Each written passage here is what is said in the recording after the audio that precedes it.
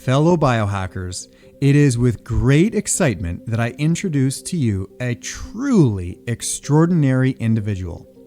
Someone whose life and work span the entire globe. Dr. John Demartini is not only a world-renowned specialist in human behavior, but also the world's top authority in multiple disciplines. His expertise, grounded in over 30,000 books consumed across all academic fields, has empowered countless individuals and organizations worldwide. Dr. Demartini lives aboard a ship called the World, where each country he visits becomes a bedroom in his global home. His life is a testament to his global vision, and his commitment to advancing human potential knows no borders. Despite being highly selective with his appearances, we are incredibly fortunate that he chose to join us today, sharing his profound insights and transformative wisdom. How did you get into this human behavior thing first? Well, it goes back to when I was 17 years old. I almost died from strychnine poisoning.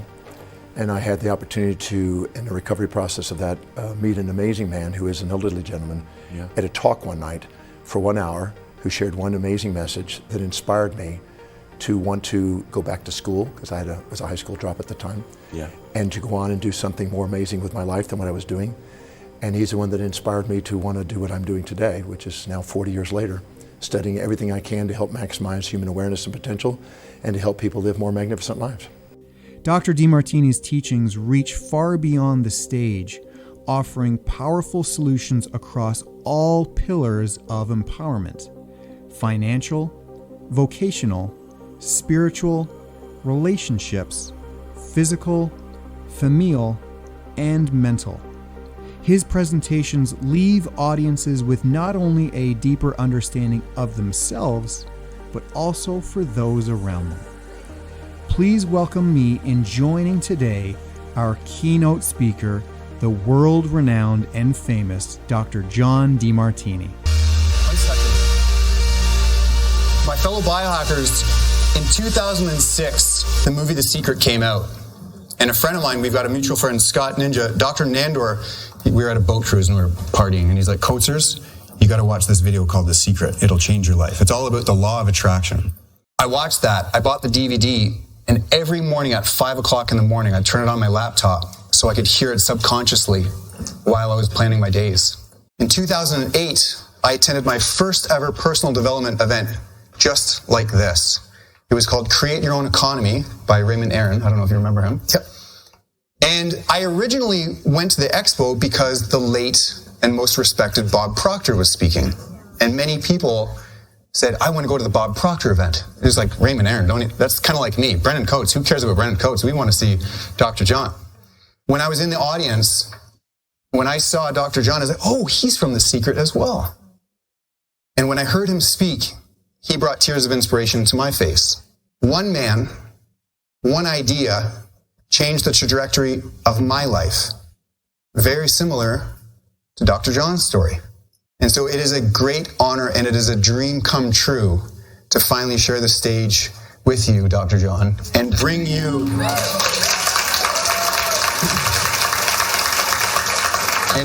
to our community. And I am absolutely certain if you have an open heart and an open mind, he's going to inspire you just as he did for me, just as well as millions and millions and millions of other people around the world. So again, we are in the presence of a true living legend. So here's Dr. Johnny. Until 2? Yeah, 2. Okay, good. Good morning, everybody. Okay. So, are you ready to go down the rabbit hole? Do it. I've been introduced before as get ready to drink from a fire hydrant. So I thought I would talk about a few topics. I'd like to start with axiology, which is a study of human worth and values.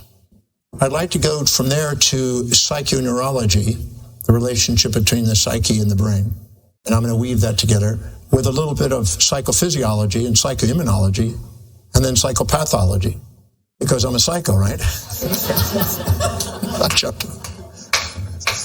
But no, I'm interested in the mind-body relationship. And also something a little on epigenetics and plasticity and topics that you probably have already studied, but I'm just going to hit from a different angle. And then at the end, we'll go into a little bit more of the kind of the stories and practical. And then if we have some time for Q&A, would that be useful? We can go anywhere you want to go with it. When I was 23 years old, I had a question that I asked myself. Why is it that some people walk their talk and some people live their life? Why is it some people do what they say and others don't? Would you agree that's an observation? And would you agree that that's also an observation within your own life at times? Why do I say I'm going to do something that I don't, versus why do I say when I'm doing something and then I do? And I was curious about what is it that made those distinctions. That led me to the study of axiology, the study of human values, because values are the driving force of human behavior. Now, everyone has a unique, fingerprint-specific set of priorities, a hierarchy of values, or things that are most to least important in their life that make them them. No two people have the same. It's literally like a retinal pattern. You can distinguish people by their hierarchy of values, and the hierarchy of the values that they have is dictating how they perceive, how they decide, and how they act. Therefore, all of human behavior. So the study of values became pretty important to me when I was 23.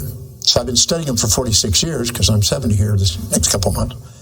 And so that topic, I wanted to, really go down the rabbit hole and read everything that was available on that topic. I think I read every book that was available in English, at least. I realized that the brain filters out of anything that you take in from any of one of your senses. It filters the information of the infinitude of reality and narrows it down to a very selective, biased attention to certain things that are important to you. You would be overwhelmed by infinity if you didn't filter. And some things that are really not important to you, you don't even let in. How many of you ever met somebody and they introduced their name and somebody came up after you about a billionth of a second afterward and said, "Who was that?" And you go, how many of you didn't even let it in? And then, but if George Clooney came up to you, if George Clooney came up to you, you'd probably remember his name. Particularly if he asked if he could take a picture and where have you been all my life? Yes? Would you agree? So there are some things that are valuable to you that with selective biased attention you allow into your consciousness. It goes through the thalamus and up into the cortex and become conscious aware of it. But a lot of it goes into the subcortical areas and it's just there, it's stored, but you don't really take it in. We call that attention deficit versus attention surplus. So our sensory perceptions are impacted by our values. Tell me what your top values are, and I'll tell you where you're going to absorb information, retain the information, utilize the information. So your attention, retention, and intention are all going to be maximized in your highest value. Decision-making is also value.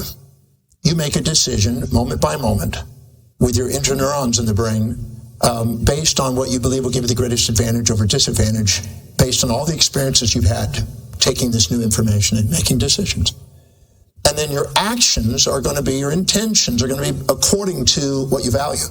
Tell me what your values are. If I determine your values, I can tell you where you're going. I can tell you what you're probably going to do. This hierarchy of values that each individual has, as you go up that list, they become more intrinsic. They become more spontaneously acted upon from within. You are spontaneously inspired from within to act upon your very top, highest value. But as you go down the list of values, they become more extrinsic, and you need motivation to get you to do that. So you tend to procrastinate, hesitate, and frustrate down below, and you're disciplined, reliable, and really focused above. So you get a young boy who loves video games. Would you agree you don't need to motivate him externally to do his video games, but to do his chores, his homework, and and clean up his room, you're going to have to incentive him. It says, if you don't do your homework, you can't play your video games, but once you do your homework, now you can play your video games. So you'll use reward and punishment extrinsically in order to get them to do things when it's not high in their values, but they'll spontaneously do it if it's high in their values. My highest value is teaching, so I spontaneously do it 7 days a week. And my second highest value is researching and learning, and third is traveling the world. So I'm pretty good there. But cooking, I haven't driven a car in 34 years, going on 35 years. I haven't cooked since I was 24. I learned something really useful at age 27, that every time you're doing things low on your value, you're devaluing yourself. And anytime you're doing something that's highest on your value, you're inspiring yourself and raising your self-worth into the world. When you live congruently with your highest values, you increase the probability of achievement. You increase your self-worth. You increase your belief in your actions because you'll do what you say, because you're disciplined, reliable, and focused. You'll also expand your space and time horizons because you'll achieve things and you want to go on to something greater. So you automatically become unstoppable with incremental momentum, developing yourself into achievement. But the second you try to do something lower and lower and lower on your values because of the procrastination, hesitation, frustration, you'll end up not achieving. You'll end up not being disciplined. You'll not be taking actions. And you'll have unfulfillment because you don't really want to do that. I mean, me being a chef would not work. If you came over to my house and said, you're going to cook tonight, you probably would be wise to go to a restaurant. Even lovemaking, I learned with my girlfriend, I basically delegate that. And I basically said, look, if I was to get you George Clooney to make love on my behalf, would you still love me? She said, I would love you even more. So I've learned to delegate anything I'm not great at. That's the only way I've been able to keep my girlfriend is keep delegating stuff. Does that make any sense? I said, I'm not very good at spending money. I'm good at making it, but I'm not good at spending it. Can you help me with that? She says, I can do that. So if I let her delegate that to her and I let her have George Clooney, she decides to stay around me a little longer. Let me understand. I got to be able to communicate in her values. Now, whatever's highest on your value, whenever you're taking actions accordingly, the blood glucose and oxygen goes into the forebrain, into the encephalon, the forebrain, particularly the medial, which is an inner center part of the brain, prefrontal cortex, which is the most kind of executive area of the brain. When the blood glucose and oxygen goes into that area of the brain, we are more reasonable, more objective. We activate systems 2 thinking, which is more think before we emotionally react. And we're more strategic. We're more inspired by vision because that area of the brain is lit up and correlates and has fibers that go over into the V5, V6 areas of the occipital cortex, which is where vision comes out. And so we see an inspired vision.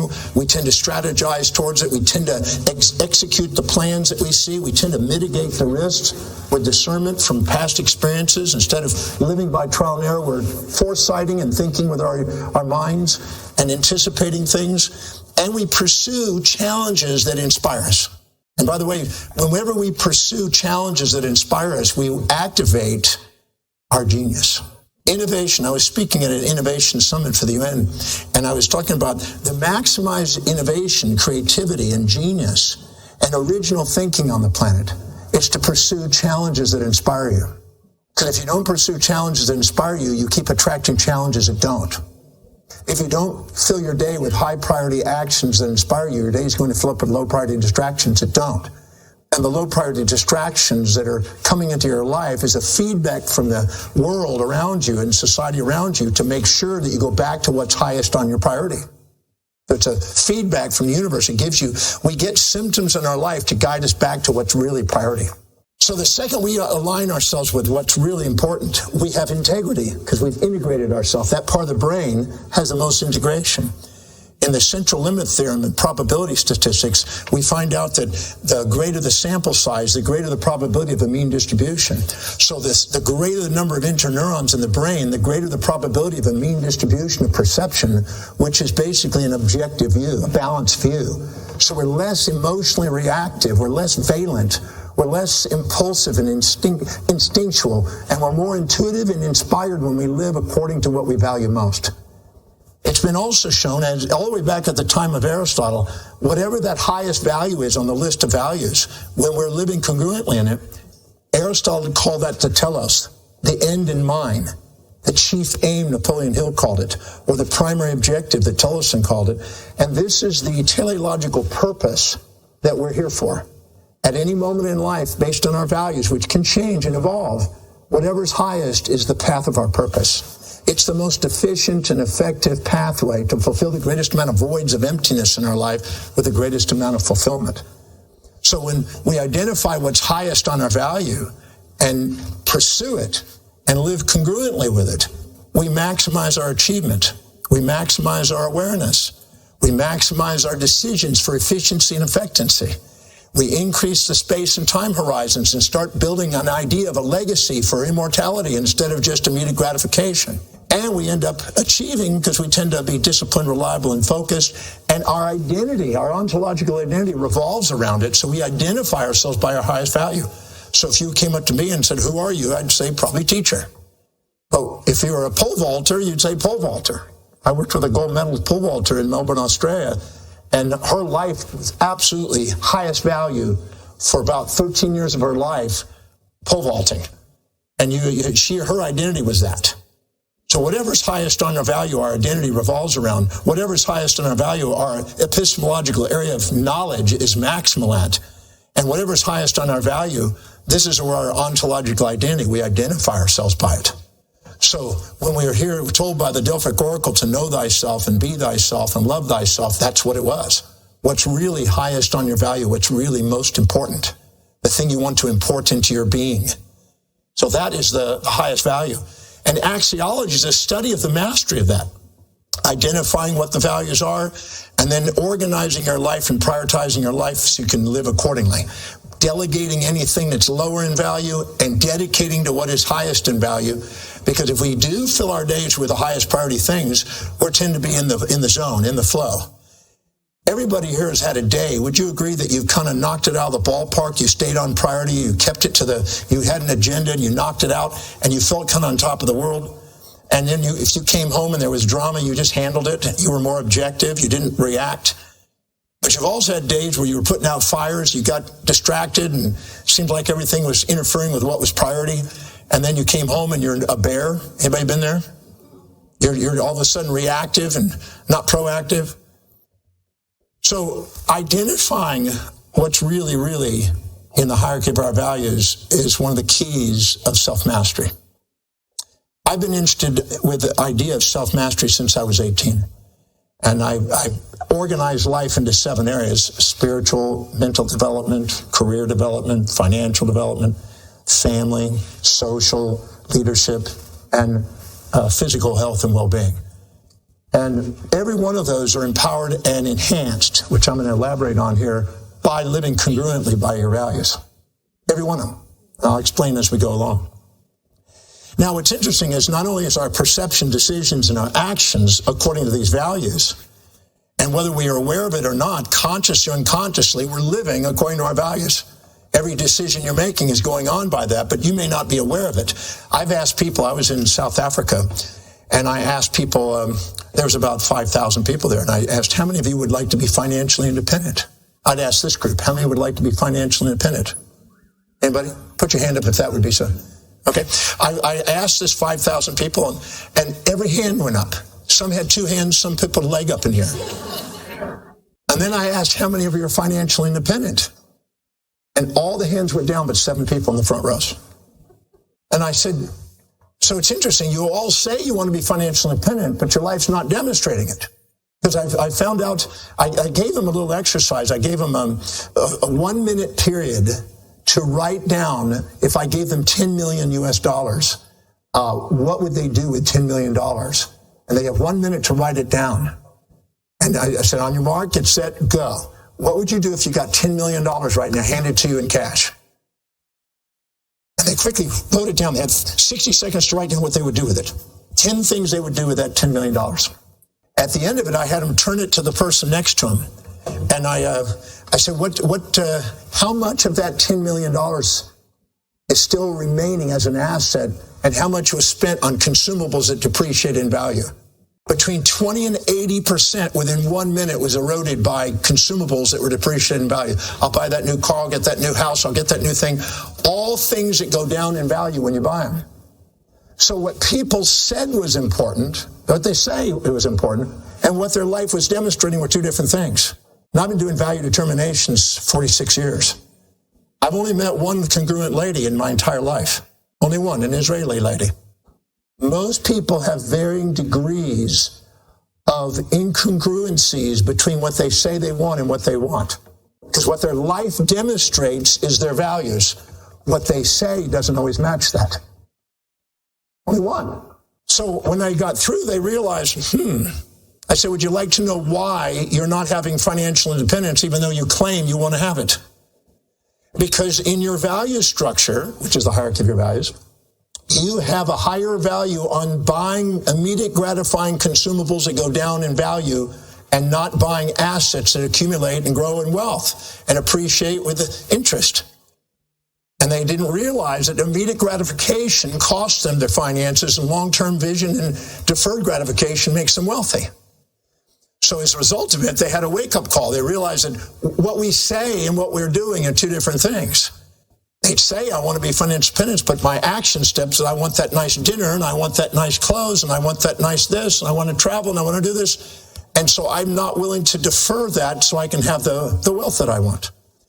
So I have been interested in what is it that helps people really get down to what is really valuable to them. Because what they say, if you just ask somebody what they think is important to them, and I assure you, after doing it hundreds of thousands of people, what you say is not what you're living. And I don't mean that derogatory to anybody. I'm just saying that that's what I've observed. So I had to go in and identify some objective way to find out what their life demonstrates. If you write anything, write this down, that your life demonstrates your values. And it may not be what you want or say outwardly, but your life is demonstrating it. And it speaks louder than the words. And identifying what it really is and setting goals that are congruent with that, or learning the art of shifting the values to match what you say you want, but making sure they're congruent if you want to master the life and maximize potential. They need to be congruent. The goals have to match the values, or the values have to match the goals.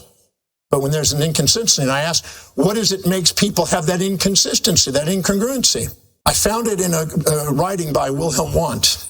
Wilhelm Wundt was the father of experimental psychology, and he wrote a textbook called The Principles of Psychology in 1897. And this book, he talked about it. One of the leading reasons why people do not live congruently and have this moral dilemma that they live in is because of the law of comparison. We compare ourselves to other people. Think about that. So let's go down that rabbit hole. As we go and we're walking in a mall and we see somebody, I'm sure that all of you have had a moment in your life where you've seen somebody you thought is maybe more attractive. Anybody had that before? They're like, wow, they really got their self together. And you thought physically you looked up to them. They were really trim and slim and, really well built or something, and you compared yourself to them. Raise your hand if you've ever had a body dysmorphic feeling as a result of comparing yourself to somebody that you look up at. Okay? But what you just did is you just lied about yourself by minimizing your own looks because you compared it to them. I had a lady who was a supermodel, married to a very wealthy billionaire, was considered by many magazines to be the most beautiful woman in the world, who came to my program, which was inspiring.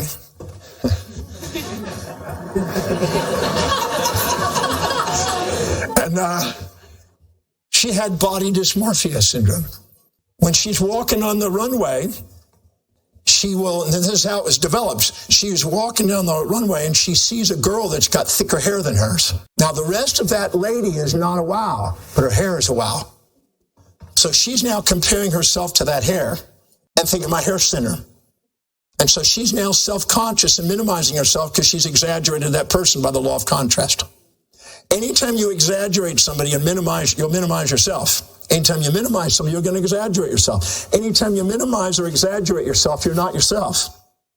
You're an imposter. Anytime you're proud or shamed, exaggerate or minimized, you're not authentic. The authentic you is a reflective awareness. Whatever they see in them, you see in you. So if you put up there, you're too humble to admit what you see in them inside you. So you minimize yourself. And if you see somebody that really looks like, oh, what's scanty hair like Golan on Lord of the Rings? Now you look down and now you exaggerate yourself and you think, wow, my hair is so amazing. And so now you're going and proud of yourself. Raise your hand if you've done that one too. Okay, anytime you exaggerate or minimize yourself and are too proud or too humble to admit what you see in others inside you, by the law of contrast, you'll distort your perception of yourself. If you exaggerate yourself, you'll tend to set too big of goals in too short a time frame to humble you.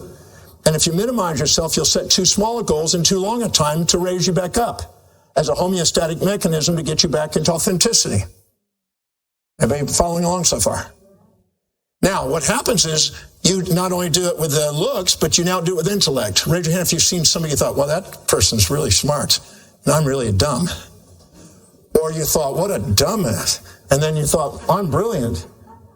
How many done? And in one day you can do that, can't you? In one walk through the mall you could be doing this. You can be going, idiot. Oh, wow. Idiot. Oh, my God. Oh, ooh, she's hot. Ooh. I mean, we're all psychotic. That's why we talk about psych. But we can do that in our mind. We can do that in our looks. We can do that in our business. How many gals or girls or guys or whatever here have ever thought they're more successful and you minimize what you've achieved? Or how many of you thought, I'm really amazingly achieving and they're just beginning? Yes? Imagine if all of a sudden you're walking down the street and a kid comes on a bicycle and cusses you out and curses you. If you look down on the child and you think, well, okay, whoopee-doo, doesn't mean it doesn't affect you, right? If you're an entrepreneur and it comes and says that. But what happens if all of a sudden 4 of your heroes that you really look up to pull up in a limousine, roll down the window and go, you're a loser? You're going to be affected by it because of your comparison. So anytime in any of the 7 areas of life that we exaggerate or minimize other people, we're going to minimize and exaggerate ourselves and create the imposter syndrome, a facade, like a octopus putting on different facades in order to fit into things based on the feeling of prey or predator. When we look up to somebody, they were prey, and we look down on them, they're predators. So we're basically putting on a mask, a persona, a facade of imposter syndrome, and we're disempowering ourselves because we're too proud or too humble to admit what we see in others inside us, and that is what leaves us feeling empty. Let me understand that. That feeling of emptiness is the void that drives our values. So anything that we've judged in the past and exaggerated or minimized is going to create a void that's going to drive our values, and our values are trying to fill that which is empty so we can have fulfillment in life, which is an expression of love and reflective awareness, where the seer, the seeing, and the seen are the same. Now, how does that relate to mind-body? Let's play with that one for a second. So you have a set of values, a hierarchy of values. Anything that you perceive supporting that set of values, you tend to look up to. Anything that challenges that set of values, you tend to look down on. This represents in the brain prey. This represents predator. This is in the amygdala. The amygdala is a subcortical nuclei in the brain that is assigning valency to your perceptions of your stimuli in the world. And it's assigning a positive valency or a negative valency and making it prey or predator, which activates impulses or instincts of seeking and avoiding. So we seek that which we infatuate with, or we try to avoid that which we resent. One is prey and predator. Raise your hand if you've ever been infatuated and had a fatal attraction to somebody. Yes? No, none of you here? How many of you seen somebody that's hot and saw them as prey and wanted to eat them? Okay, only one lady here has got her hand up. And how many have been around somebody you thought was predator and you want to avoid being eaten? Right? So anytime with you're walking through life with your values, you're filtering your reality, you're now seeing something you think has got more positives and negatives and more pleasures and pains and more ups and downs, and you're infatuated, or more downs and ups, more negatives and positives, and now you're resentful and avoiding it.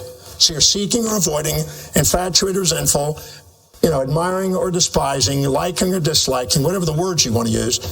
And you have this impulse towards, I want to consume, or this instinct away, I don't want to be consumed. How many have been so infatuated with somebody you couldn't sleep at night? Come on, put your hands up. You're so infatuated, you're sitting there in fantasy land. You're fantasizing about things probably sexual, or is that just me? But you're fantasizing about it, right? At least in my case, it's fantasies. But you kind of think about this. It's a really pleasurable kind of thing you want to do, right? Want to eat them. And then what happens is when you've also had resentment, how many have had so much resentment you couldn't sleep at night? Insomnia is a feedback to let you know you have an imbalanced ratio of perceptions. And you're storing that in the subconscious mind, which is called the amygdala, hippocampus, and episodic memories. It's stored there until you balance it. And you can't sleep. And the intrusive thoughts are stored in the hippocampus. And those intrusive thoughts are trying to come up to meet the opposite thought, to bring it back into homeostasis. And until you get it in homeostasis, you can't sleep. But your intuition, which is nothing but the homeostatic mechanisms of your brain, attempting to bring in the anti-memory, the opposite pole, to balance out the excitations and inhibitions in the brain, is trying to bring it back into balance so you can rest. And how many of you have been really infatuated with a person, right? How many girls have been really infatuated with a guy and thought, too good to be true, keep your eyes open, watch out, I've been through this before, don't trust this? Yes? And your intuition is whispering. Because of all your experiences with guys, the more you've had those experiences, you know there's no such thing as a one-sided guy. There's another side. They don't make those. They drop that with Adam. And so, also when you resent somebody, you're really resentful to somebody, your intuition is whispering, there's got to be a purpose to this. There's got to have meaning to this. Why is this happening to me? I got to find a reason for that. How many of you ever done that too? So if you're infatuated with somebody, you're conscious of the positives, conscious of the upsides, blind to the downsides. But your intuition is to bring homeostasis back in so you can bring yourself back into balance. That homeostasis is trying to bring out the downside, so you're cautious.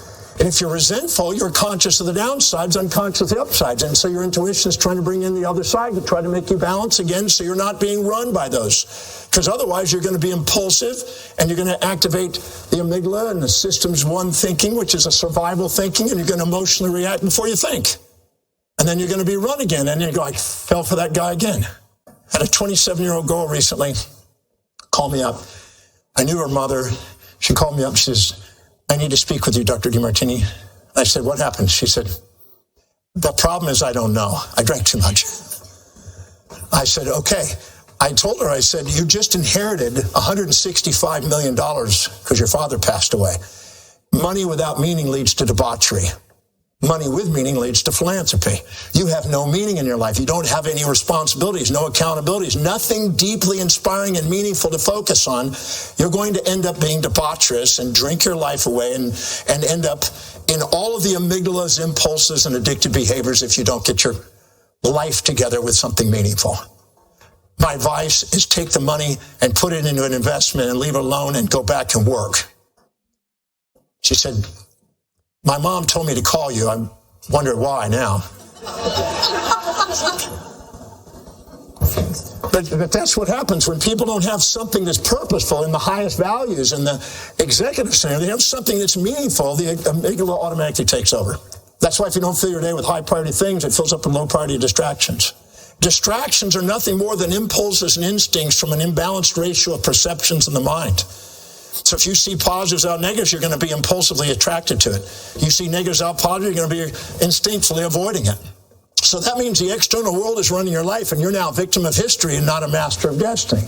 You're not inspired by what's really meaningful to you, which is the mean, as Aristotle said 2,300 and something years ago. The mean between the pairs of opposites. Now what's interesting is, if you infatuate with somebody and you want to consume it, that activates in the brain the autonomic nervous system called the parasympathetic nervous system. The parasympathetic nervous system is the rest and digest. How many of you want to take somebody out to eat and then sleep with them? Rest, digest and rest. Some of you want to go rest and digest. First go and make love, then eat something. How many of you have that in reverse? So what happens is that's a parasympathetic side. When you do, you're now infatuated with them. You like them. Your blood glucose and oxygen, right, is now activating the parasympathetic nervous system. What that does is it lowers the blood sugar, it lowers the heart rate, it lowers the blood pressure, it lowers the glucagon and raises the insulin. Your heart rate goes down, you're calm, you're relaxed, you're going to sleep. You're eating and sleeping. Your entire digestive internal physiology is now activated by parasympathetic. You want to sleep and eat. But what happens if you meet somebody that you're highly resentful to and you're conscious of the downside? Now you activate the sympathetic side. Now you've got the fight or flight response. Now what happens is your blood glucose goes up, ready for fighting, right? So your insulin goes down, your glucagon goes up, your heart rate goes up, you get tachycardia, lipids start going up in your system to be able to use for a fuel source. There's certain things that go on. Even your platelets go up, so you can rate in case you get hurt in the fighting, you get hurt, you got platelets for thrombi. And so your body is basically responding with symptomatology. All of the symptoms in your physiology are feedback mechanisms to let you know you have an imbalanced ratio of perceptions somewhere stored in the subconscious mind. In the episodic memories of the hippocampus, as they call it. So as long as we store those imbalanced ratios of perceptions and don't bring them into balance, our physiology will create symptoms to let us know that. And we've been thinking that that's a bad thing, but if you know how to interpret the symptoms, they're a great thing. But we're now caught in a world of palliative care in healthcare, where we treat the symptoms instead of learn from the symptoms. Raise your hand if you've ever gone out and had your leptin and ghrelin out of whack and you overeat and pigged out. Yeah? And when you've pigged out and overeaten, and then the next day you end up with some really weird gas, cramps, bloat, puffiness, fatigue, difficulty breathing, I could go on with symptoms, yes? Now, is that a symptom of a disease, or is that a symptom of your body letting you know as a feedback that you pigged out? You pigged out. And what happens if all of a sudden you calm that pigging down and you start getting back into balance, and you're eating moderately with rhythm, consistency, and moderation? You get your bowel transit times back in normal. You get your peristaltic actions into a rhythm. You start to function. Your energy goes up. Your mitochondria fire off. Now what happens? You feel normal again. And so your body is giving you feedback to let you know when you have distorted your perceptions and distorted what you thought. But what happens when you go and look at ghrelin and leptin, you find something interesting. There's two types of fears. I hope you write these down. There's only two types of fears you'll ever face in your life. Two types of fears. The one fear is the fear of loss of that which you seek. The fear of loss of that which you seek. And the other one is the fear of gain of that which you try to avoid. You can take any stress you've ever been through in your life, and I guarantee it's only one of those two. Think right now of the stress you've had in your life, and it's because you're perceiving a loss of something you want, you seek, or you're perceiving a gain of something you don't want. So a loss of clients and a gain of bills. A loss of somebody you admire or a gain of somebody you despise. You can take any one of the 7 areas of life that we addressed, and anytime you have polarized your perception with your amygdala and exaggerated the positives over the negatives or the negatives of the positive, you're going to have a fear of loss of that which you seek and a fear of gain of that which you're trying to avoid. So every time you do, that phobia and its associated philia, because if you're seeking something, that's a philia, and the fear of loss of it's a phobia. And if you're trying to avoid something, that's a phobia, but to escape it is a philia. And anytime you have a split between the polarities and the valencies of pleasure and pain, eating and being eaten, anytime you separate those, you automatically activate the amygdala, and you now disempower yourself because of the judgment, the disowned parts. You get the autonomics creating symptomatology in the physiology to let you know it. And the symptoms, if interpreted wisely, can give you an indication of what those perceptions are. But we're not trained in that. I would agree. We're not trained in that. Most of our healthcare system is palliative. We just want to get out of symptoms. Here, take a pill. So you go to the doctor, and I'm now got bloat and cramps, and I take an anti-flatulence, and I take an antihistamine, and I take an anti-this, and an anti-that. But nobody ever tells you, you pigged out. But guess what happens? If all of a sudden you fear the loss of something you seek, and ghrelin comes online, That's why, how many of you here, watch this picture here. How many of you overeat when you're stressed? Put your hands up. Put your hands up. Hi. Take a look, everybody. How many undereat when you get stressed? You'll find they balance in society. And if you look carefully at what the stress is, it will trigger over or under. How many of you overeat and undereat, depending? So what happens is if you perceive a loss of that which you seek, your gremlin's going to go up. If you perceive a gain of something you don't want, a predator, you're not interested in eating. You're running. You want to eat when you see a perception of loss of what you... How many would agree when you're infatuated with somebody and they're going to reject you, you want to eat them more, you want to go for them. So our physiology is revealing our psychology. Psychophysiology is not a hit and miss. It's really profoundly, very specific in its effect, if you understand what the symptoms are saying. The thyroid gland, for instance, is if you have low thyroid, you get slurred speech, you tend to gain a bowling pin look, you get scanty, dry skin and hair, you have a certain look. And if all of a sudden you are now feeling inferior to somebody and you're admiring somebody and fearing the loss of them and minimizing yourself to them, your thyroid goes down because you're afraid to say negative things to that person for fear of loss of them and being dependent on them. Because anytime you infatuate with someone, you become dependent on them. So what happens, you're afraid to speak up, so you withdraw your speech, you withdraw your power, and your thyroid goes down. But if you're on the opposite side and you feel arrogant to somebody and you don't need them and you're precociously independent from them, your thyroid goes kicking up again. And you don't mind speaking out and saying your bit and projecting your values onto them in my way or the highway. So these have a lot to do with our physiology. I could go through every cell of your body and I could outline the autonomic response and the psychology driving that cell physiology. And it's profound. And it's not taught. Let me understand that. Very few people, specialists, are the only people that really delve into it. Applied physiology, in my opinion, can be a great high school class. So you can learn about it. And axiology, the study of values of people, to understand people. And physiology, we're basically taught how to be drones, not taught how to be masters. Raise your hand if any of this is making sense so far today. Okay, we're starting to warm up? Okay, so, I can hear his laugh. There it is. Now what's interesting, let's go a little further down that rabbit hole.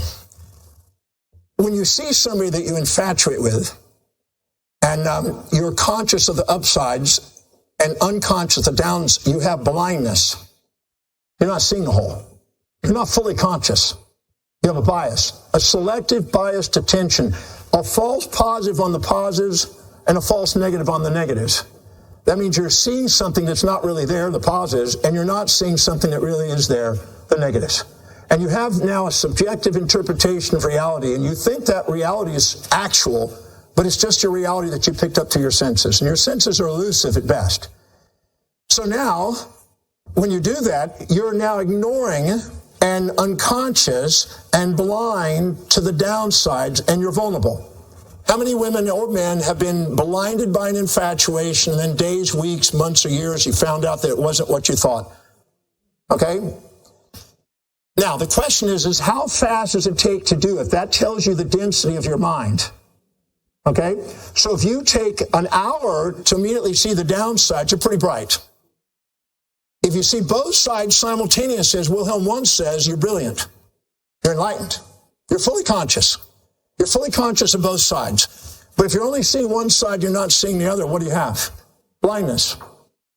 And you don't want to hear it. How many have been infatuated with somebody and somebody was telling you the negatives and you didn't want to hear it? Because you thought, I found my soulmate. We have the same number of arms and legs, the same number of ribs, same number of eyeballs. We're soulmates. Because you're blind to the differences. The ancient Greeks said when you see more similarities than differences, you have infatuation. When you see more differences than similarities, you have resentment. Because when you resent somebody, now what happens? You're seeing all the differences. We don't see eye to eye. We're going in two different directions. We have nothing in common. But anytime you have an imbalanced ratio of those perceptions, and you're unconscious of the downsides or unconscious of the upsides, and you activate the parasympathetic or the sympathetic nervous system, The parasympathetic nervous system creates acetylcholine predominantly. Acetylcholine goes through the nervous system and then gets to a synapse or gets onto a cell, releases this acetylcholine neurotransmitter. The transmitter is the primary messenger, goes to the cell wall on a receptor, special transducing receptor to take that transmitter and to cause changes in the physiology. That creates a second messenger alteration, which is a little nucleotide. It affects a series of enzymes, cascading enzymes. Acetylcholine will activate what is called the phosphatase. The phosphatase will go down through the cell and cascade to the cell down to the nucleus. The nucleus will then have an acetylation of the histones, which will open up the histones so they can transcribe proteins to make proteins in order to make the cell, and will cause the cell to undergo mitosis and to move everything from the peripheral of the cell by these little motor proteins. It'll take it in and fill up the nucleus so it can divide, so it can make a cell. So it's then, anytime you're eating what you would love to eat, it's basically saying your metabolism can now build and anabolically grow. So you're now making cells. And so there's now growth and elastic development in the body. But if somebody comes along and you resent them, and the sympathetic is now activated, you get norepinephrine, epinephrine, it goes to the cell, it now activates the receptor, it now activates cyclic AMP instead of cyclic GMP, it now activates kinase enzyme, a series of them, it goes down to the cell, it basically tightens up and spools the DNA with histones, makes it where it stops transcription. It now transports all the information from the nucleus out to the cell wall, to defense, to fight. And so it's now stopping, and it's causing clastic, and this was anabolic, and this was catabolic, this was alkalinity, this was acidity, this was reductive, this was oxidative, and it polarizes us and creates symptomatology and illnesses because of our perceptions. You cannot have an imbalanced ratio of perceptions and expect to have well-being. Raise your hand if you understand that. Can't possibly do it.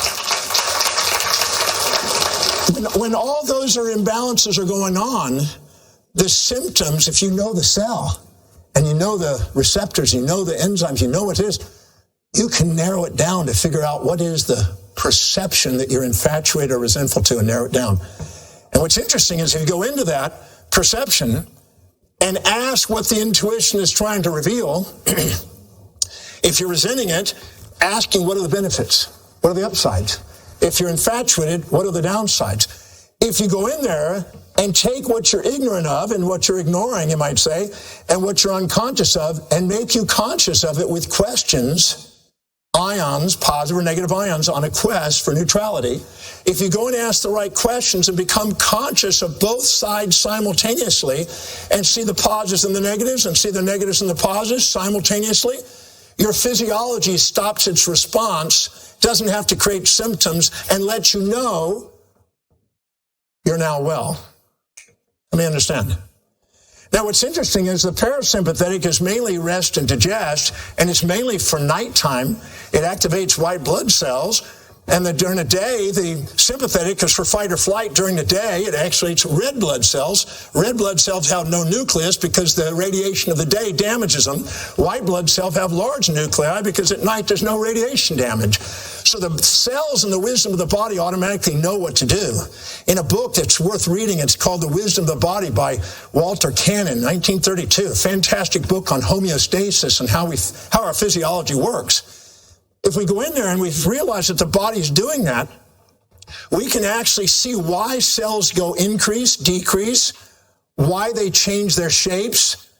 I mean, if a pathologist understood applied psychology, they could see the pathological manifestation trying to reveal what's going on in the psychology.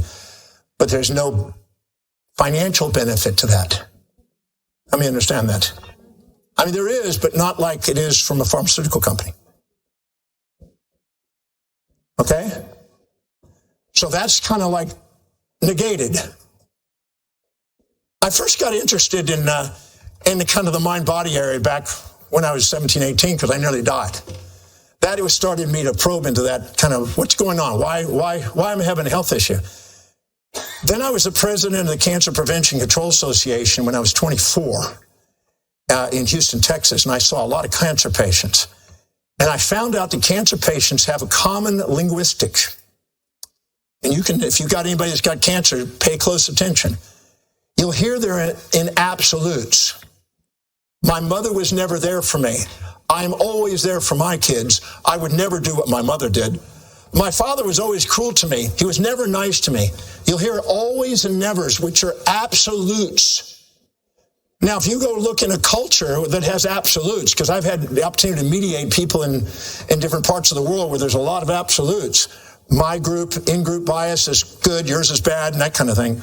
Whenever you have absolutes, you have clash. And whenever you have absolutes in physiology, you get excessive blastic or clastic and regressive immune functions inside the body. And cancers are the last-ditch effort to try to teach people how to love the people they haven't loved in their life. That's why families come together. That's why they get to priorities and they get back to loving things and realize there was a lot of trivia there. It's a feedback system. Our physiology is doing everything it can to try to help us become authentic.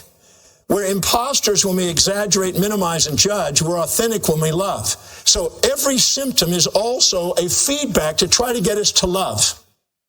And still love is the greatest healer on the planet. More transformations, more spontaneous remissions have come from love than anything we've got out there in physiology.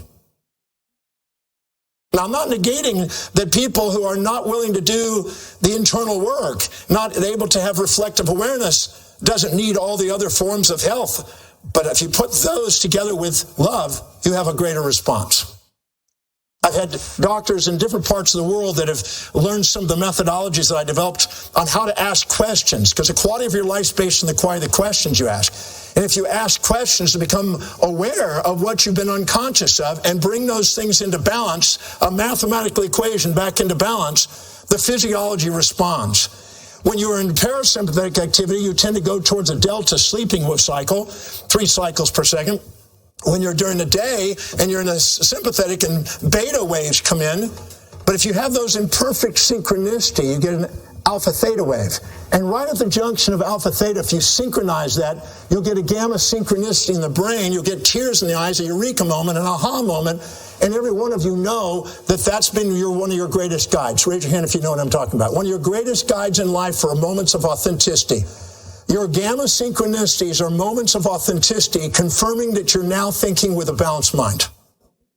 And if we learn the science on how to awaken that and learn the questions allow us to see what we've been blinded to, we can transcend the blindness and have full consciousness instead of being ignorant of one side or the other.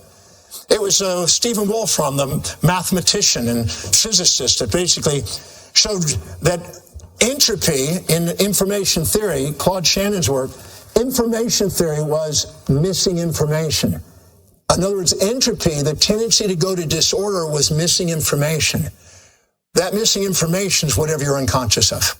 If you ask questions to become conscious of what you're unconscious of and now reclaim the missing information, you are able to see the hidden order in the apparent chaos. And you transcend entropy, which is death physics, into negentropy, which is life physics, and you expand your potential and awareness, and you give yourself, you see the magnificent order of the life, and you start to see life on the way, not in the way.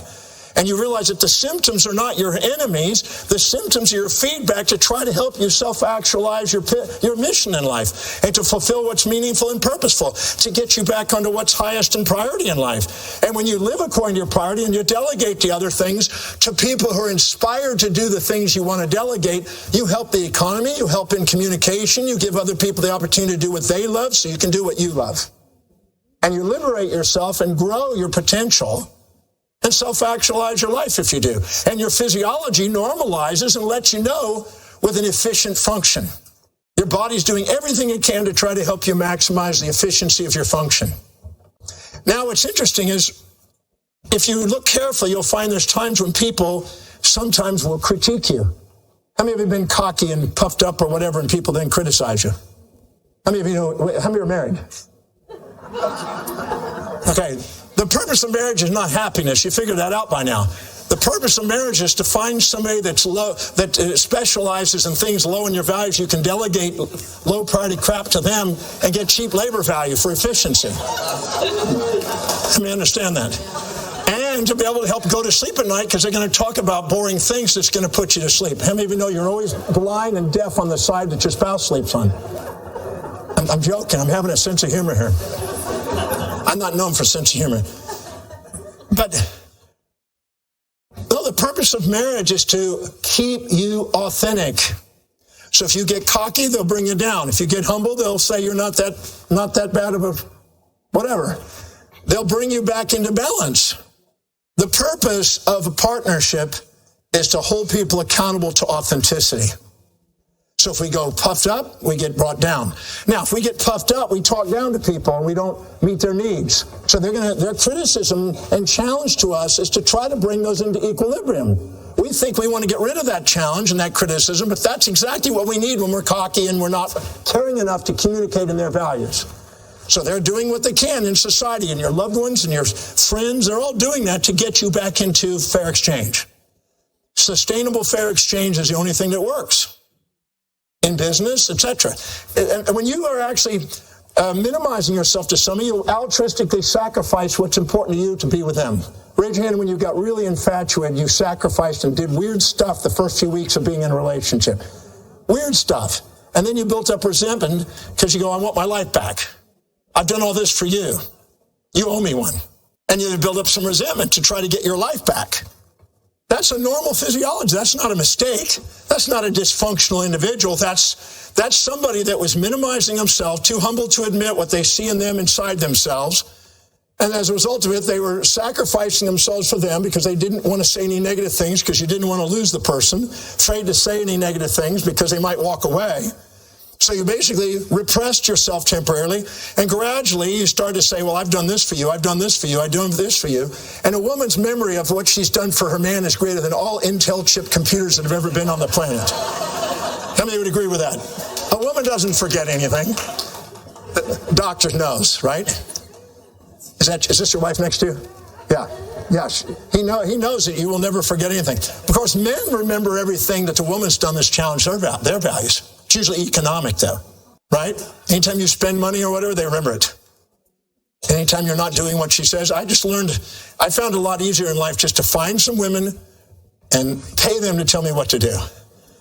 It's just, life is so much simpler that way. So I just do that. Because I found that was destiny. How many men have figured that out? It's destiny. There's no option. That's destiny. I'm teasing. Unless you want to be castrated. Right? I'm teasing a bit. I'm making that up. So now, if all of a sudden we're infatuated with somebody and minimizing ourselves, that's inauthentic. That's inauthentic. You're living in an exaggerated, minimized state. And now you've got the parasympathetic going. You're creating symptomatology. Or you're resenting somebody and putting them down, but you're blind to the downside, blind to the upsides. You're unconscious. The quality of your life is based on the quality of the questions you ask. The most powerful questions we can ask in life are the ones that allow us to see the things we're overlooking with our unconsciousness. And by asking and holding ourselves accountable, accountability means to be able to bring a balance sheet to our perceptions. The moment we actually see both sides simultaneously on people, we now see them for who they are, and they're worthy of love. We can love people, we have both sides. Now, if I went up to somebody, can I use a guinea pig here? Some girl, can I use you? Okay, what's your name? Audra. Okay. Awe. That's a good name. Awe. Draw. Draw me in. Awe. That's my mnemonics, remember your name. Okay, so if I was to go up to you and I said, you're always so nice, you're never mean, you're always kind, never cruel, always positive, never negative, always generous, never taking, always, giving, never taking, always generous, never stingy, always supportive, never challenging, always peaceful, never wrathful. Would that be true? Raise your hand if your bullshit meter just went off. How many know what I'm talking about? You automatically, intuitively know, no, that's not true. But if I was to say you're always mean, you're never nice, you're always cruel, you're never kind, you're always negative, never positive, always wrathful, never peaceful, always inconsiderate, never considerate, always stingy, never generous, would you believe me? No. But if I said to you, sometimes you're nice, sometimes you're mean, sometimes you're kind, sometimes you're cruel, sometimes you're positive, sometimes you're negative, sometimes you're peaceful, sometimes you're wrathful, sometimes you're generous, sometimes you're stingy. Raise your hand if you put your hands up and go, yes, that's true. You can never have certainty in life as long as you have a skewed subjective bias interpretation of self or other. But the second you see both sides, how many would agree if you've been married for 60 years, it takes about 60 years to finally get there. It takes 60 years to have a good marriage. That's what I found, talking to 80, 90-year-olds. Because by then you've lost your sight, your smell, your taste. Yes? Your senses are out. They don't screw you up. And women, if you ever want to have a great relationship, just call all your men darling. That way you never mess up their names. They call them darling. I learned that from a New York wealthy billionaire. Female, 91 years old, that was after me. Darling. I said, you call your men that way? She says, yes, darling. I'm having fun. Now, if you expect yourself to be one-sided, you have a moral hypocrisy. But your grandmother and your mother's told you, now be nice, don't be mean. Be kind, don't be cruel. Be positive, don't be negative. Be generous, don't be stingy. Be peaceful, don't raffle, stop fighting. How many of you heard that all your life? And yet, how many of you know that when grandma just told you that, 5 minutes later, she's beating the hell out of grandpa and demanding some money from him? Yes? It's a moral hypocrisy. So the number one thing that some religions and some political organizations love to do is to impose moral hypocrisies onto society as a way of generating guilt trips and self-depreciation so they're easy to control. And those moral hypocrisies are the leading sources of our so-called limiting beliefs that distort our perceptions about expectations. Anytime you have an expectation that's not met, you get angry. Anytime you have an expectation that's met, you get joy, sorrow. So if somebody imposes an expectation, now be nice, never mean, be kind, never cruel, but in fact, you can't do that because you have a set of values. Whenever you see something that supports your values, you're nice as a pussycat. Anytime somebody challenges your values, you're mean as a tiger. How many would agree that that's more you?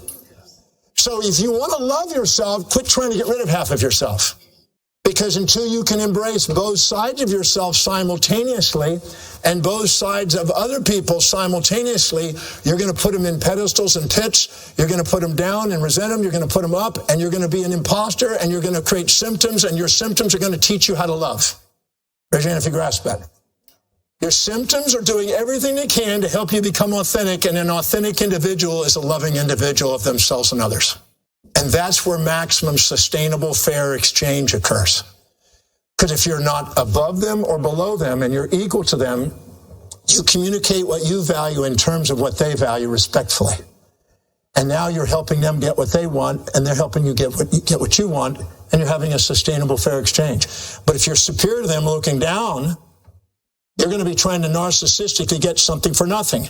If you're altruistically looking up, you're going to try to give something for nothing and sacrifice you for them instead of sacrificing them for you.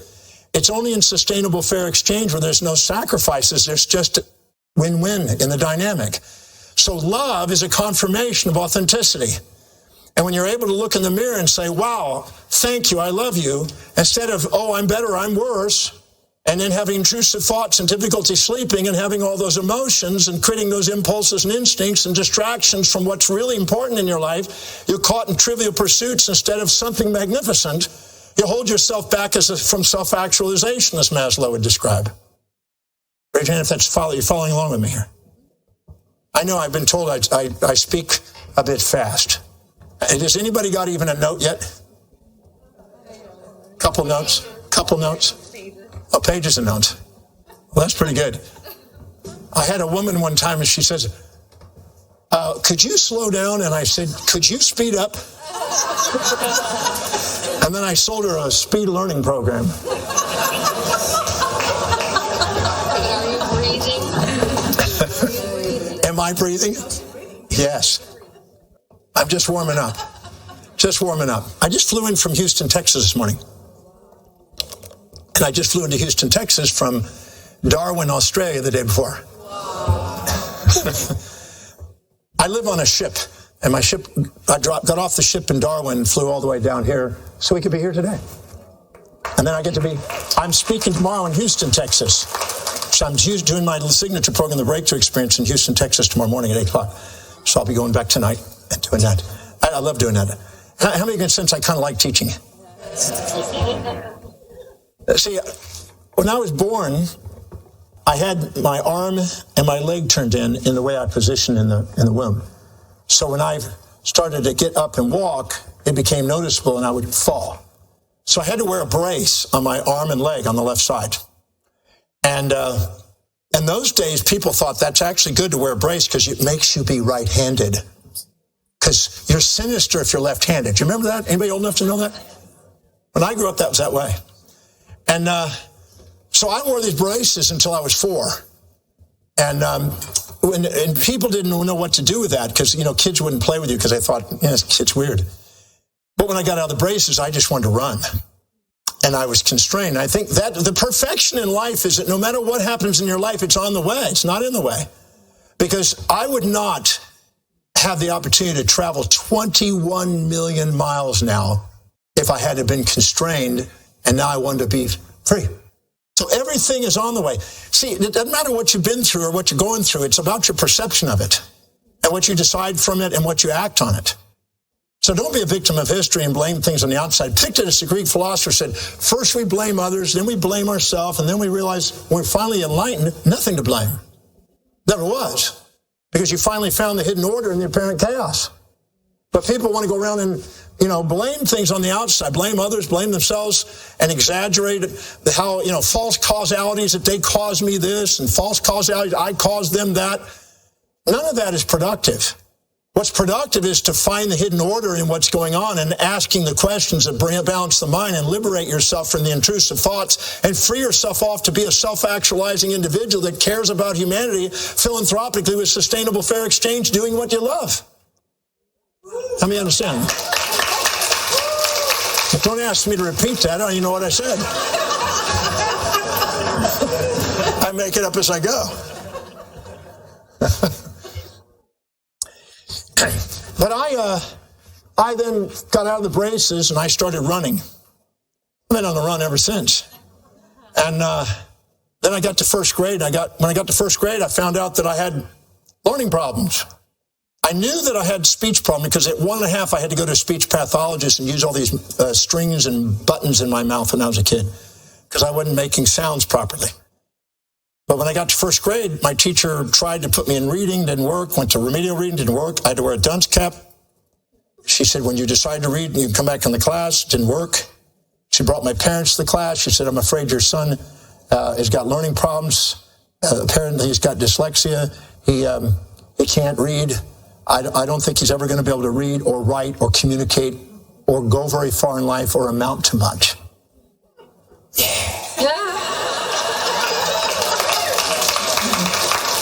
Now, this lady was probably 70 as a first grade teacher. She looked like a turkey with skin that was hanging. We walk in the room and go, gobble, gobble, gobble, gobble, gobble. But I can tell you right now, at the time, I thought that was a bit weird and I didn't like that. I never got to thank that lady for her statements. Because what that did, in order to make it through elementary school, it taught me how to ask questions to the smartest kids in the class. My life today is because of the questions. And none of anything in your life that you can't say thank you for is baggage. Anything you can say thank you for is fuel. Nothing to regret out there. I chatted with Bonnie Rare, write her books on the 5 regrets of the dying. We had a nice conversation. She teaches people my work. I teach them about her work. And she says a lot of people are regretting their life because they thought it should have been something different. Anytime you compare yourself to somebody else and you inject their values into your life and try to live in their values, you have futility and defeat. Anytime you look down on somebody and project your values onto them and try to get them to live in your values, you will have defeat. Because we're not here to judge, we're here to love. We're here to see that whatever we see in them, we have within ourselves. If we resent somebody, the reason why we're too proud to admit it is because they're reminding us of something we feel ashamed of. We've done the same thing, as it says in Romans 2:1, and we've dissociated from that, create a proud persona to cover it up to protect ourselves. We resent them. We want to avoid them because they're reminding us of what we're judging in ourselves. And so we go around and blame them, and then we finally realize, no, it's not them. Then we blame us. No, it's not that. It's because we didn't see that all the symptoms we've created is a feedback to try to get us back to authenticity. The same thing for admiration. We're too humble to admit it, but we're doing the same thing. There's nothing you will perceive in other people that you don't have. I went to an Oxford dictionary 40 years ago.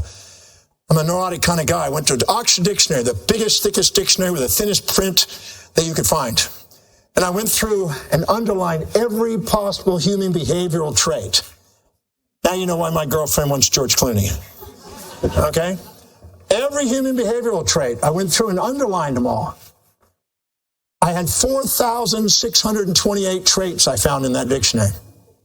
And then I thought, okay, who do I know that displays that trait 100% to the fullest? Who do I know that displays that? When I think of that trait, who do I think of the most?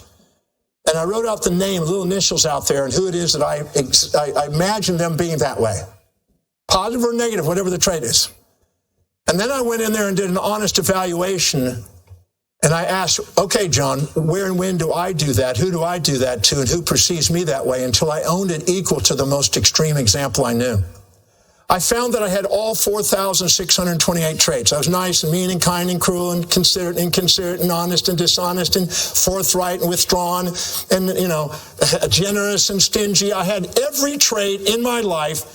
And then I stopped and I realized, why am I labeling them good and bad? Why are they light and shadow? When inside the shadow is the light, when inside the light's the shadow. The yin and yang is always within each other. So I started thinking on the traits that I disliked about them or me, what were the benefits? And I found they had benefits. How many of you had somebody that's been really tough on you, really challenging you, became more independent, became more entrepreneur-like, stayed on your own 2 feet, and became more empowered because of somebody challenging you?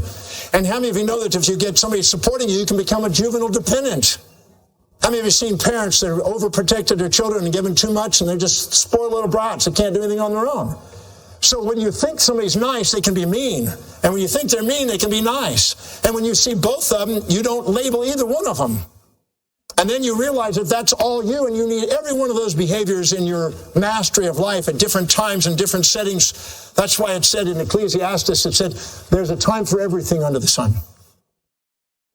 So how are you going to love yourself if you're trying to get rid of half of yourself? The Buddha said it beautifully. The desire for that which is unobtainable and the desire to avoid that which is unavoidable is the source of all human suffering. That's the impulse, that's the instinct, that's the pleasure, that's the pain, the prey, the predator, the impulse, the instinct, the distractions that take you away from presence and purpose and priority and power and productivity. That's why I say the quality of our life is based on the quality of the questions we ask. If we ask questions that equilibrate our mind, we liberate ourselves.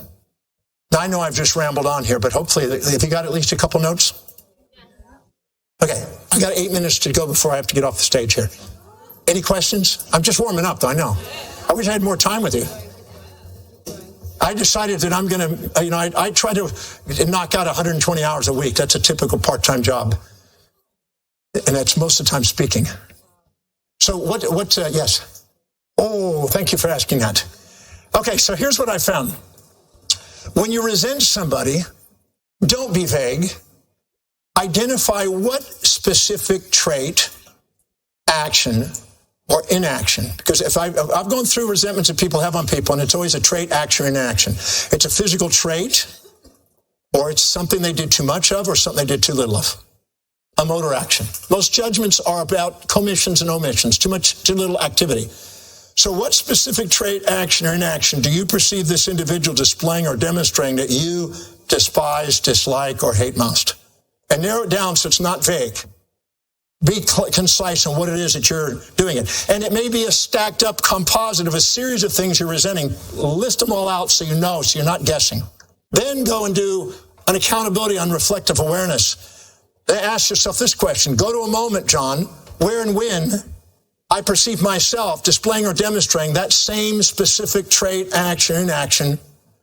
And when I'm there in my awareness, where I'm displaying that same behavior, write down where it was, when it was, who it was, and who perceived me that way. So I get into my hippocampus, activate my episodic memories, and neuroplastically alter my perceptions. Because the second I realize that I'm doing the same thing they're doing, all of a sudden it softens the judgment. How many agree if you realize that you're doing the same thing, who are you to judge? So what you're doing is you're kind of leveling the playing field and having reflective awareness. Reflective awareness says the seer, the seeing, and the seen are the same. What you see in them is you. It's a projection. All judgments on the outside are projections from the inside, unloved within. So then when you go in there and you now ask the next question, now go to a moment where and when you perceive this individual displaying or demonstrating the trait, action, inaction that you despise most, and at that moment of perception, It's your perception that judged it. It's a neutral event until you came in there with your subjective bias and made it valent. Your amygdala did that, not the event. It's always neutral until you come in with your judgment. In South Africa, Zuma, the former president, had 9 wives. In America, you go to prison for it. There, you're honored in Africa, is honored as a very powerful man. You're put in prison in America. So what's good over here is evil over here. Montaigne traveled all over the world trying to find a universal value system and found that there were complementary opposites across the world in time and space. So you go and identify what's the benefit of them doing that in that moment. How did it help you spiritually? How did it help you intellectually? How did it help you in business, finance, family, social, physical? How did it help you fulfill what's highest on your values? How is it on the way, not in the way? And you don't stop and say, I don't know, and play proud and dissociative and blame. You don't empower yourself that way. You're a victim of history. You go and be accountable and ask, how did it help me in my life? And once you find the benefits of it, you're thankful for the individual. You realize it's you and them, and they brought to your awareness what you haven't loved in you. Thank you. You're my teacher. I no longer blame you, no longer blame me. I see the benefits of that. You could go another step. Now go to a moment, John, where you did it and look at who you did it to and how did it benefit those people. Because otherwise you're going to be carrying around unnecessary guilt and shame. Unnecessary. I've taken thousands of people through things they've been carrying around shame and guilt on unnecessarily. Can I share a story of that one? These are 4 questions. I have 80 questions that I ask, but that's 4 of them. So I have this guy, he's at my Breakthrough Experience program, and he says, I really, really feel guilty that I chose to delay seeing my mother before she died. I had the opportunity to fly there and meet her before she died, and I got there the day after she died. And I really feel like a schmuck, and 3 years has gone by, and he's been feeling guilty ever since then. He's just been subdued, beating himself up because he wasn't there. So he's assuming that what he did is cause more pain and pleasure, and he's unaware of the upsides to it. He sees only the downsides to it, so he's feeling shame and guilt. Shame and guilt is a feedback mechanism to let you know you're having an imbalanced ratio of perceptions about your actions towards others. So I basically asked him, so what was the benefit of that? He said, there was no benefit. How could there be a benefit? I missed my mom's death. I didn't get to say goodbye to her. I said, so what's the benefit of that? There is no benefit. I said, well, as long as there's no benefit, you're going to carry around shame and guilt. How long do you want to do that? And if you're in shame and guilt, you're going to play altruistic, you're going to sacrifice, you're going to have difficulty feeling worthy of keeping income, you're going to affect your finances, it's going to minimize yourself in your relationship, you'll be walking on eggshells, all kinds of things are going to happen from that. And long term, you're going to create autoimmune responses because when you have shame and guilt, your body attacks itself. When I first started studying autoimmunity in 1973, there was only 6 conditions that were considered autoimmune. Scleroderma, lupus, these kind of things.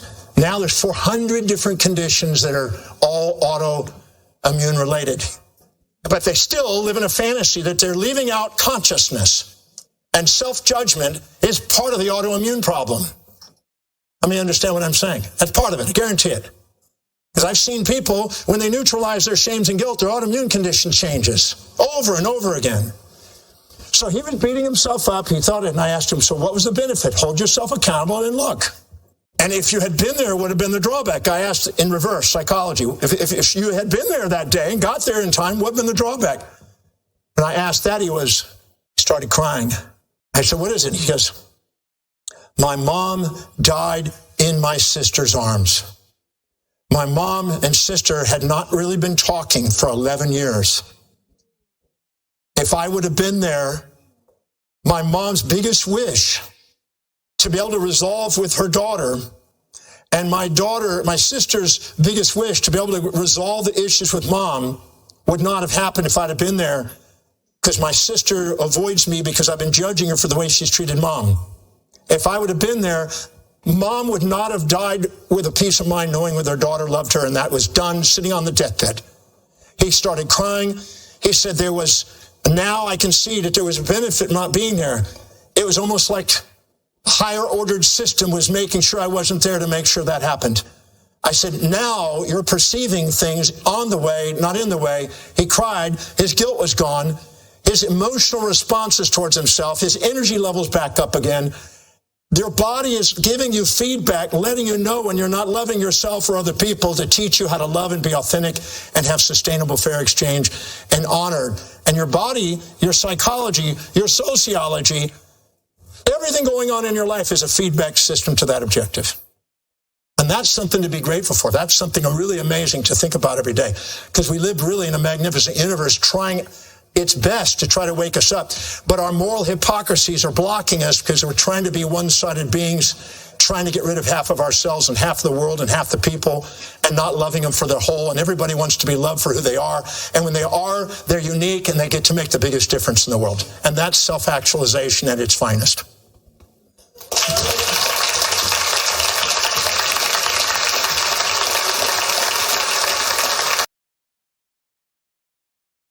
What one powerful book really transformed and catapulted you onto your journey? I'm going to give you two. Mortimer Adler wrote 2 volumes. It's really one big volume, put into 2 volumes, called Syntopicon.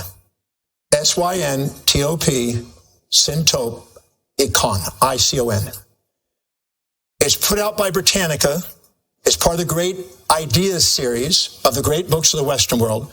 And it's the first 2 volumes of a list of about 70 great minds that have contributed to the planet on over the 2,700 years, since time of Thales. And it's a summary and synthesis of the greatest ideas, most important topics that a human being, if they understand, helps them master life.